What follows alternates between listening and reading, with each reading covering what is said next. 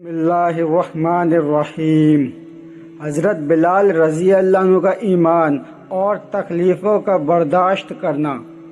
حضرت بلال رضی اللہ عنہ ایک مشہور صحابی ہیں جو مسجد نبوی کے ہمیشہ مؤذن رہے۔ شروع میں ایک کافر کے غلام تھے، اسلام لے آئے جس کی وجہ سے طرح طرح کی تکلیفیں ان کو پہنچائی جاتی تھیں۔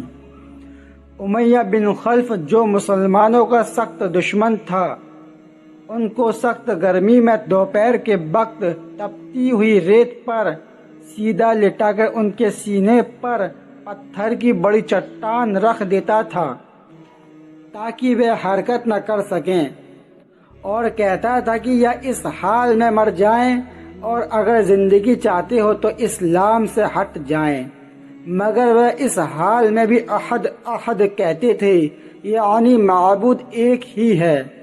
رات کو زنجیروں میں باندھ کر کوڑے لگائے جاتے اور اگلے دن ان زخموں کو گرم زمین پر ڈال کر اور زیادہ زخمی کیا جاتا تاکہ بے قرار ہو کر اسلام سے پھر جائیں یا تڑپ تڑپ کر مر جائیں۔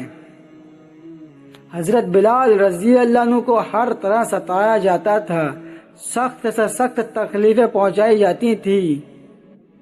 مکہ کے لڑکوں کے حوالے کر دیا جاتا تھا کہ وہ ان کو گلی کوچوں میں چکر دیتے پھریں، اور حضرت بلال رضی اللہ عنہ کہتے تھے معبود ایک ہی ہے۔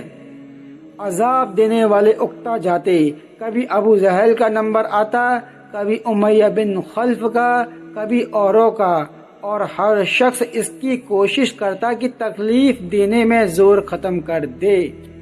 حضرت ابو بکر رضی اللہ عنہ نے اس حال میں دیکھا تو ان کو خرید کر آزاد فرمایا۔ ایمان پر جمے رہنے اور صبر کرنے کا یہ صلہ ملا، پھر حضور صلی اللہ علیہ وسلم کے دربار میں مؤذن بنے اور ہمیشہ اذان کی خدمت ان کے سپرد ہوئی۔ حضور صلی اللہ علیہ وسلم کی وصال کے بعد مدینے میں رہنا اور حضور صلی اللہ علیہ وسلم کی خالی جگہ دیکھنا مشکل ہو گیا، اس لیے ارادہ کیا کہ اپنی زندگی کے بچے دن جہاد میں گزار دوں، اس لیے جہاد میں شرکت کی نیت سے چل دیے۔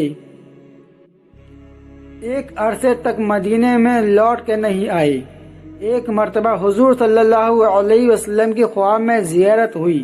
حضور صلی اللہ علیہ وسلم نے فرمایا، اے بلال، یہ کیا ظلم ہے، ہمارے پاس کبھی نہیں آتے؟ تو آنکھ کھلنے پر اپنا سامان تیار کیا اور رات میں ہی مدینے کی طرف چلنا شروع کیا، اور مہینوں کا سفر 7 دن اور 7 رات میں پورا کیا۔ راستے میں کہیں نہیں رکے سوائے نماز اور قضائے حاجت کے۔ رات تو دن چلتے رہتے۔ مدینہ منورہ پہنچتے ہی کہنے لگے، یا رسول اللہ، میں تو آ گیا لیکن آپ کہاں چلے گئے؟ صحابہ کرام بھی آ گئے۔ صحابہ کرام کہنے لگے، آج تو اذان بلال دیں، لیکن کسی صحابی کو کہنے کی ہمت نہ ہوئی، کیونکہ حضور صلی اللہ علیہ وسلم کی وصال کے بعد حضرت بلال رضی اللہ عنہ نے قسم کھائی تھی کہ میں اب اذان نہیں دوں گا۔ صحابہ کرام نے حضرت حسن و حسین رضی اللہ عنہ کو کہا، آپ جا کر کہو۔